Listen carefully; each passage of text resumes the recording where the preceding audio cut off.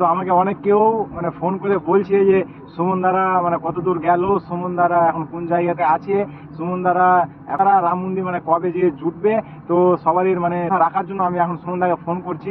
সুমন দা কোথায় আছে না আছে তার মুখ থেকে জেনে নেবো, ঠিক আছে? এখন ফোন লাগাচ্ছি, দেখো এটা হচ্ছে সুমন দার নম্বর। সুমন দাকে লাগালাম। হ্যাঁ, সুমন দাকে ফোন লেগে গেছে, বুঝতেই পারছো। তো সুমন দা মানে কথা বলবে। রাম রাম সুমন দা।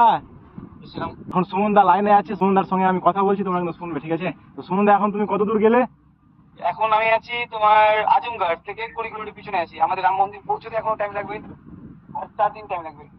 আজিমগড় থেকে 20 কিলোমিটার মানে পিছনে আছে, ঠিক আছে? তো হ্যাঁ, হ্যাঁ। তো সুমন দা এখন বলছে যে রাম মন্দির পৌঁছানোর জন্য আরো 4 দিন সময় লাগবে। তো তোমাদের ডাউটটা ক্লিয়ার হয়ে গেল, সুমন দা এখনো 4 দিন পরে। আর হ্যাঁ বলো। সকাল থেকে আমরা কিছু খাওয়া দাওয়া পাইনি, খাওয়া দাওয়া করতে পারিনি, নিরামিষ হোটেল পাইনি তাই। তো সুমন দার ভিডিও গুলো তো দেখছোই, তো সুমন দা মানে বেশ কিছুদিন থেকে আমি দেখছি যে খিচুড়ি রান্না করে নিজে রান্না করে খাচ্ছে, বুঝতে পারলা? ওই সাইডে নাকি হয়তো নিরামিষ হোটেল নাই। তো সুমন দা, হ্যাঁ বলো। তো তোমার ফ্যান ফলোয়ার আর আমার ফ্যান ফলোয়ারের জন্য কিছু বলো, শুনতে পাচ্ছে।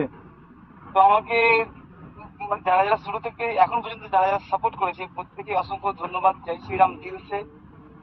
আর মাত্র 4 দিনের অপেক্ষা।